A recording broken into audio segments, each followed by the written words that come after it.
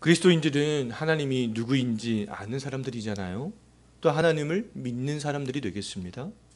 참된 그리스도인들은 하나님이 누구인지 알기 때문에 하나님의 영광을 위해서 살려고 하는 그런 마음들이 그냥 자동적으로 그렇게 생기게 되는 거 아니겠어요? 또 하나님을 향한 거룩한 열심들을 품게 되는 것입니다. 내가 그렇게 하려고 하지 않아도 그 은혜 때문에 그런 마음들이 우리 안에서 자동적으로 그렇게 올라오게 되는 거잖아요. 근데 그럼에도 불구하고 하나님의 그 영광스러운 이름이요, 우리와 같은 그리스도인들 때문에 실추되기도 한다는 것입니다. 하나님의 이름이 비그리스도인들 때문에 실추되는 것이 아니라 하나님을 믿는 그러한 백성들 때문에 하나님의 영광스러운 이름들이 땅에 떨어지게 되는 것이죠. 하나님의 이름을 실추시키는 것은 비그리스도인이 아니요, 그리스도인들이요. 또 그리스도인들이 모여있는 이 교회 때문에 그렇습니다. 그리스도인은 하나님의 존재와 영광을 세상에 반사해 줄 수 있는 그런 존재잖아요. 하나님의 은혜를 받았습니다. 하나님이 누구인지 알아요. 그러면 세상은 먼저 우리 그리스도인들을 통하여서 하나님을 보게 된다는 것입니다. 알려고 하게 된다는 것이죠.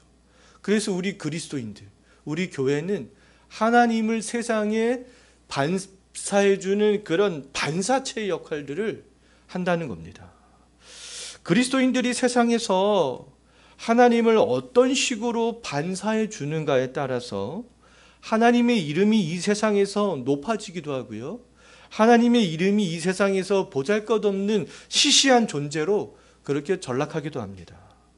비그리스도인뿐만 아니라 그리스도인들도 오늘날에 정치적으로 심각하게 그렇게 나누어져 있잖아요. 좌와 우로 굉장히 심각할 정도로 나누어져 있습니다. 근데 그리스도인들이 그럼 이러한 상황 가운데 어떻게 해야 하나님의 영광의 빛을 세상에 반사해 줄 수 있겠는가? 얼마 전에 있었던 정말 광화문 집회 현장에도, 서초동 집회 현장에도 다 그 가운데 누가 있었겠습니까? 그리스도인들이 다 있었다는 거예요. 그럼 광화문 집회 현장에 참여하는 것이 하나님의 영광의 빛을 세상에 잘 반사해 주는 것인가? 아니면 서초동 집회에 참여하는 것이 하나님의 영광의 빛을 잘 반사해 주는 것인가? 그럼 또 하나님께서 어떤 집회에 참여하기를 원하시는가? 하나님께서 원하시는 것이 과연 무엇이겠어요? 우리가 어떻게 해야 하나님의 원하시는 그런 빛들을 이 세상에 비춰줄 수 있겠습니까? 하나님의 영광의 빛을 세상에 반사하여 비춰주기 위해서는요, 먼저 우리가 이 로마서 13장 우리는 이미 몇 달 전에 살펴봤잖아요. 이 로마서 13장에서 권세가 낮은 사람들이 권세를 가진 사람에게 어떻게 하라고 했는가? 우리는 그 말씀에 대해서 먼저 곰곰이 생각을 해봐야 될 필요가 있습니다. 또 우리 장로교회 성도들은요, 웨스터민스터 신앙 고백서 23장에 보게 되면 세상의 권세자들에 대해서 어떻게 해야 되는지 명확하게 잘 나와 있는데요, 우리가 그 교리의 말씀들을 좀 생각을 먼저 해볼 필요가 있습니다. 로마가 세상을 통치할 때 이 세상에 오신 예수님께서 세상 나라를 위해서 힘을 쏟으셨는가? 아니면 하나님 나라에 힘을 부으셨는가? 예수님께서 어떻게 하셨는가를 우리가 좀 먼저 생각해 볼 필요가 있습니다. 그리고 이 시대에 하나님의 백성으로 부르신 하나님께서 우리에게 그러면 요구하시는 것이 무엇인가? 이것을 우리가 잘 생각을 해볼 필요가 있습니다. 우리가 어떤 집회를 참여하든 상관없이 잊지 말아야 될 것들이 있는데요, 그것은 뭐냐 하면 내가 살아가고 있는 이 삶의 현장에서 그리스도인으로서 하나님의 영광의 빛을 온전히 반사하는 그런 삶들을 살아가고 있는가를 먼저 생각을 해보는 것입니다. 하나님의 나라는 세상의 권세가 강한 사람들에게로부터 임하는 것이 아니잖아요. 우리의 관심은 세상 나라가 아니라 하나님 나라잖아요. 권세자가 바뀌고 나라가 변한다고 해서 하나님의 나라가 임하는 것은 아니잖아요. 하나님의 나라, 하나님의 영광은 바로 여기에 있는 우리들처럼 작은 자들을 통하여서 나타나게 된다는 것입니다. 하나님의 나라는 갈릴리 나사렛의 이름도 잘 알지 못하는 갈릴리 나사렛, 아주 작은 마을에서부터 그렇게 시작된 것이 아니겠어요? 그곳에 있었던 또 어부들을 통하여서 그렇게 시작된 것이 아니겠습니까? 구약 시대에도요, 애굽이나 바벨론이나 이 바사, 이 페르시아처럼 강력한 나라들을 통하여서 하나님의 나라가 시작된 것이 아니잖아요. 세상의 권세가 강한 사람들로부터 하나님의 나라가 시작된 것이 아닙니다. 애굽에서 종살이하고 바벨론에서 포로 생활을 하던 그 보잘것없던 유대 민족에게서부터 하나님의 나라가 시작되었잖아요. 신약 시대에도 마찬가지입니다. 어떤 로마의 대단한 권력을 가진 귀족들이나 황제로부터 하나님의 나라가 시작된 것이 아니잖아요. 로마의 노예로 끌려갔던 그러한 그리스도인들을 통하여서 하나님의 나라가 밑에서부터 위에까지 차츰 확장이 되어져 나가게 된 것이죠. 각 시대마다 하나님의 영광을 반사해 준 그런 반사체는 언제나 삶 속에서 하나님의 뜻에 따라서 신실하게 살아간 그리스도인들이라는 거예요. 하나님의 이름이 높아지고 낮아지는 것은요, 어떠한 세상의 권력자들에게 달려있지 않다는 겁니다. 하나님의 영광을 가장 잘 반사하신 분은 예수님이잖아요. 예수 그리스도가 이 땅에 오실 때에 권세자의 모습으로 오셨습니까? 그렇지 않잖아요. 목수의 아들로, 가장 낮은 자의 모습으로 그렇게 오셨습니다. 오늘날에는 이 육신을 가지신 예수 그리스도가 더군다나 이 땅에 계시지 않아요. 모세와 같은 대단한 선지자도 있지 않습니다. 신약 시대의 12사도와 같은 그런 능력을 가진 사람들도 오늘날에는 없어요. 그럼에도 불구하고 오늘날에 여전히 그런 하나님의 영광, 하나님의 살아계심, 그것은 누군가에 의해서 계속해서 반사되어져서 이 세상으로 퍼져나가야 된다는 겁니다. 그럼 하나님의 영광을 세상에 반사해서 나타나야 될 누군가가 누구이겠어요? 누구이겠습니까? 바로 여기 있는 우리들 아니겠어요? 아주 보잘것없는 저 같은 사람, 무명의 목사, 아무도 알아주지 않는 그런 사람들을 통하여서 하나님의 나라는 조금씩 그렇게 반사가 되고 알게 되고 확장되어 나가게 된다는 것이죠. 그렇다면 우리들이 어떻게 해야 이 세상에서 하나님의 영광을 나타낼 수 있겠는가? 우리가 하나님의 영광을 세상에 나타낼 수 있는 방법은요, 성경에서 뭐라고 말씀하고 있냐면, 우리가 하나님의 영광을 나타낼 수 있는 가장 좋은 방법 중에 하나, 하나님의 영광을 세상에 반사해 줄 수 있는 가장 좋은 방법 가운데 하나는 거룩한 삶이다, 이렇게 말씀하고 있습니다. 예수님께서도 마태복음 5장 15절에서 너희 빛이 사람 앞에 비치게 하여 그들로 하여금 너희 착한 행실, 뭐라고요? 너희의 착한 행실을 보고, 그들로 하여금 너희 착한 행실을 보고 하늘에 계신 너희 아버지께 영광을 돌리게 하라. 그 사람들이 어떻게 하나님을 알 수 있겠어요? 우리가 행하는 착한 행실을 통하여서 먼저 알게 된다는 거죠. 하나님이 보시는 그럼 그 착한 행실을 다른 말로 바꾸면 뭐겠습니까? 그것이 거룩한 삶이 되는 것이 아니겠어요? 거룩한 삶은요, 하나님의 영광을 세상에 반사해주는 아주 가장 좋은 재료가 된다는 거예요. 광화문에 있든지 서초동에 있든지 어디에 있든지, 그럼 먼저 가정에서, 그리고 직장에서, 교회에서 착한 행실을 하는 겁니다. 거룩한 모습으로 살아가는 거예요. 가정에 있는 배우자와 자녀들에게 거룩한 모습들을 보여주는 거예요. 착한 행실을 보여주는 겁니다. 가정에서 그리스도인들로 그것이 안 되면서 어디에 가서 집회를 한다고 해서 하나님의 나라가 확장이 되어지는 것이 아니라는 것이죠. 직장에 있는 동료들에게 조그만한 이득 때문에 불의와 타협하지 않는 모습들, 그 모습들을 보여주는 거예요. 정직하게 살아가는 모습을 보여주는 겁니다. 신앙의 양심을 반하는 그런 것들을 어떤 위에 있는 사람들이나 그 누군가가 요구할 때 그것들을 들어주지 않는 거죠. 교회에서도 마음을 다해서 하나님께 예배하고 거룩하고 정직한 모습들을 서로 보여주는 것입니다. 그래서 우리는 우리의 거룩한 그런 삶을 통하여서 하나님의 영광과 하나님의 살아계심과 하나님의 위대하심 등을 세상에 반사해서 나타내 보일 수 있는 거예요. 그래서 그 세상 사람들이 우리의 착한 행실을 보고 하늘에 계신 우리의 아버지께 영광을 돌릴 수 있게 되는 것이죠. 거룩한 삶은 그 무엇을 강조하는 거예요? 행위를 강조하는 거잖아요. 거룩한 삶은 우리의 행위를 강조하는 겁니다. 착한 행동은 우리의 행위를 강조하는 거잖아요. 그래서 행위를 강조한다고 해서 행위로 구원을 얻는 것을 말하는 것은 아닙니다. 행위로 구원을 얻을 수 있겠어요? 이미 우리의 본성이 타락했는데 행위로는 구원을 얻을 수 없어요.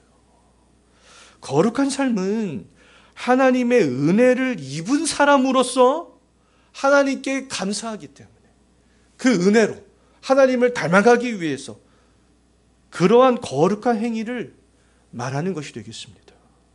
하나님의 은혜를 아는 사람들이 하나님의 말씀대로 사는 것은 굉장히 중요한 문제잖아요. 하나님의 은혜를 경험하게 되면 제가 처음에 말씀드렸지만 거룩한 열정들이 우리 안에서 그냥 자연스럽게 나오게 되어져 있어요. 예수님께서도 이 땅에 오신 목적이 율법을 폐하신 것이 아니다. 그렇게 말씀하셨잖아요.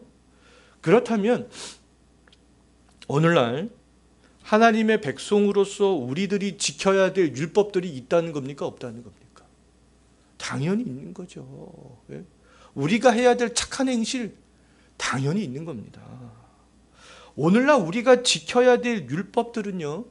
근데 모세오경에 나오는 여러 가지 어떠한 의식법이나 그런 재판법들 그런 것은 아니에요. 왜요?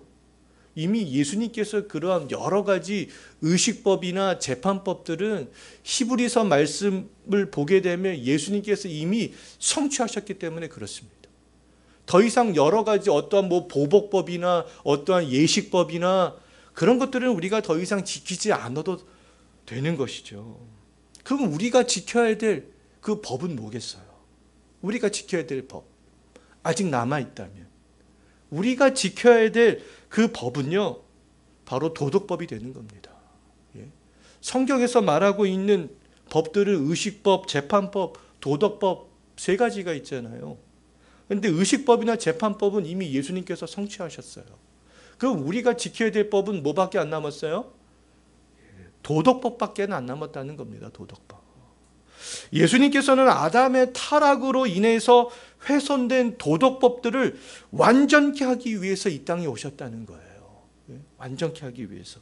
예수 그리스도를 통하여서 우리의 심령이 회복되게 되면 이전에는 없던 그런 마음들이 우리 안에 새롭게 생기게 되는 것이죠.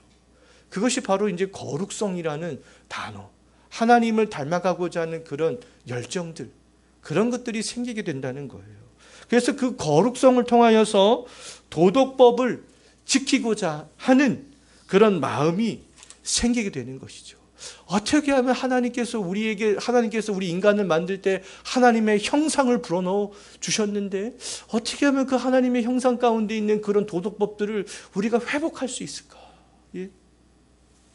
그런 마음들이 생기게 되는 거예요. 거룩성은 하나님처럼 온전해지는 거잖아요. 착한 행실이 뭐겠습니까? 하나님처럼 온전해지는 거예요. 우리가 하나님처럼 온전케 된다는 것은 그런 도덕법들을 잘 지켜나가는 것이죠. 그럼 대표적인 도덕법이 뭐가 있습니까? 우리 교리하실 때 다 배웠는데 기억이 안 나시죠? 대표적인 도덕법, 십계명이 있습니다. 대표적인 도덕법이에요. 십계명은 우리가 지켜야 될 그런 법들이 되는 것이죠. 그래서 예수님으로 말미암아서 우리의 마음이 회복되면 십계명에 있는 법 중에서 특히 1계명부터 4계명까지 하나님을 향한 마음들이 회복이 되어지게 돼서 그 법들을 지키고 싶은 마음들이 생기게 되는 거잖아요. 내가 있는 곳에서 하나님을 사랑하는 마음으로, 그렇고 정말 두렵고 떨리는 마음으로 그 십계명에 있는 말씀들을 지켜나갈 때에 하나님의 거룩성과 하나님의 온전하심이 자연스럽게 우리 가운데 반사되어서 나올 수 있게 된다는 겁니다. 세상에 있는 사람들이 자연스럽게 우리의 착한 행실을 보게 된다는 거예요. 십계명은 하나님께서 지키라고 주신 거잖아요. 너희들은 이런 도덕법들을 지켜야 된다. 십계명은 하나님의 거룩한 백성인 것을 세상에 나타내 보이라고, 지키라고 그렇게 주신 그런 율법이 되는 것이죠. 십계명을 지키는 사람들이 그럼 거룩한 사람이요, 온전한 사람이요, 착한 행실을 하는 사람이 아니겠어요? 그런데 문제는 우리가 이 십계명을 지켜야 된다는 것은 알고 있어요. 우리 마음에서 이거 말씀 지켜야 되는데, 그런 마음들이 시도 때도 없이 스물스물 올라오고 있는 거 다 있잖아요. 그런데 이 문제는 이 십계명의 말씀이 우리의 그런 어떤 결단이나 의지만으로는 지킬 수가 없다는 거예요. 하나님의 은혜로 우리가 구원을 받았지만 우리의 마음 가운데 그래서 십계명을 지키고 싶은 마음들이 스멀스멀 올라오지만 우리의 육체 가운데 있는 그런 본성은 여전히 죄의 지배를 받고 있기 때문에 그렇습니다. 그래서 우리의 힘으로 이 십계명을 지키려고 하면요, 때때로 이 바리새인들과 서기관처럼 될 수가 있어요. 이들은 하나님이 주신 그 십계명을 지키기 위해서 최선을 다했잖아요. 최선을 정말 다했습니다. 근데 하나님이 보실 때에는 그들의 모습이 정말 꿈에서 악몽을 꾸는 사람들처럼 침대 위에서만 버둥버둥대고 있는 그런 사람들처럼 보인다는 거죠. 바리새인들과 서기관들은 꿈에서 가위에 눌린 사람들이 버둥거리는 것처럼 버둥거리기만 했지 실제적으로 하나님을 반사에 나타내 보이지는 못했다는 겁니다.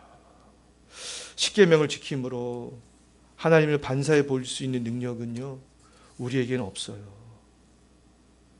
그럼 버둥거리고 있는 우리를 깨워줄 수 있는 누군가 있어야 되지 않겠습니까?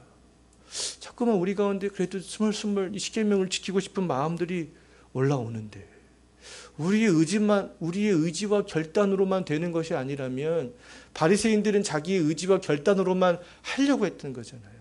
근데 그것이 우리의 의지와 결단으로만 되는 것이 아니라면 좀 누군가의 우리가 도움을 받아야 된다는 겁니다.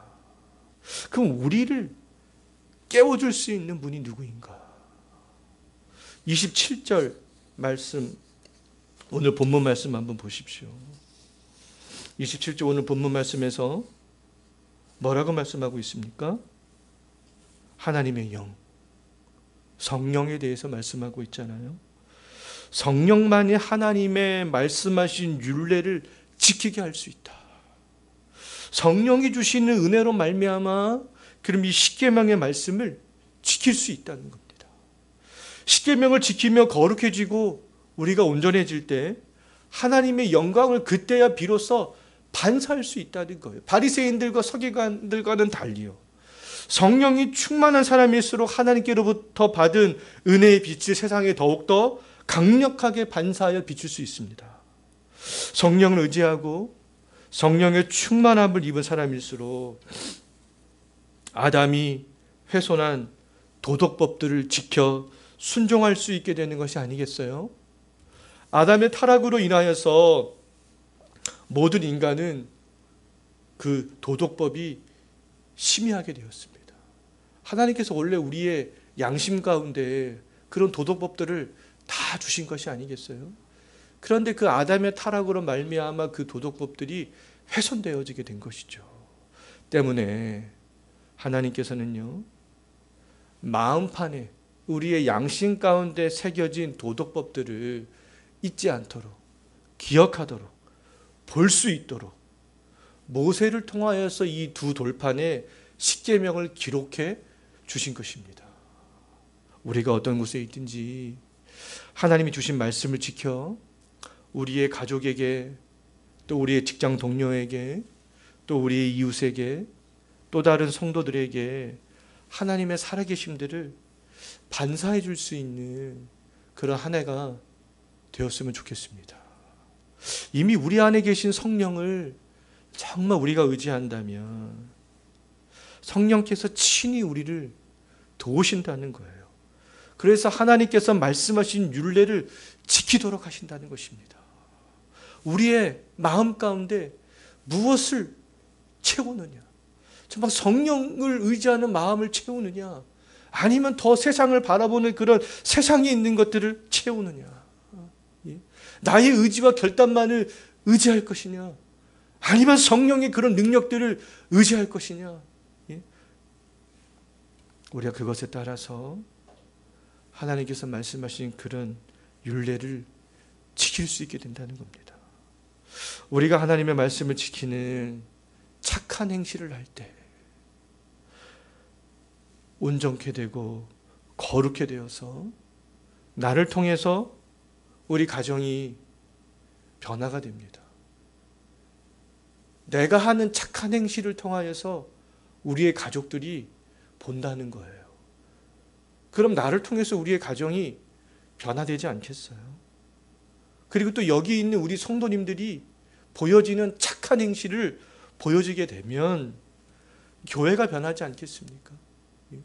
교회가 변화되어지게 되는 것이죠.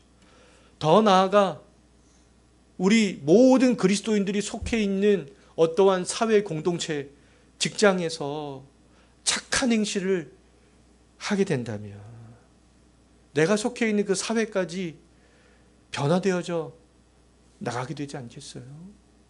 정말 우리가 올 한 해에 우리가 착한 행실을 할 수 있도록 성령을 의지하면서, 그래서 이 세상에 하나님의 영광스러운 그 빛을 반사해 주는 올 한 해가 되었으면 좋겠습니다. 우리 오늘